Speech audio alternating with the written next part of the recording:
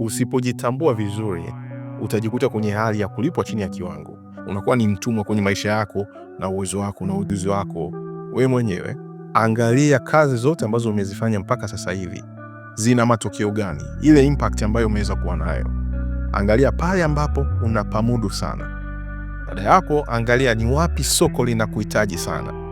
Ukiyaona haya maeneo, jiposition vizuri, jiweke sehemu ambayo unahitajika sana, demand yako ni kubwa, na jua thamani ya soko kwenye hilo eneo, na unapo negotiate hakikisha unaenda kiwango cha juu kabisa kulingana na uwezo wako na soko. Wakati wa kunegotiate, hakikisha una negotiate kama vile usipofanya hivyo, usipokipata hicho kitu, hiyo future yako kuanzia kesho haitafanikiwa.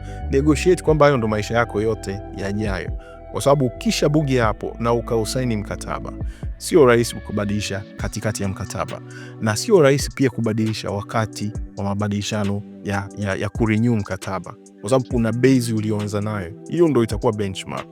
Ukiweza kunegotiate vizuri mwanzo na ukaanzia juu, utaanzia hapo kupanda. Sio lazima kwa kuendelea na watu wale wale, hata kama unaenda kwingine una kianzio kizuri.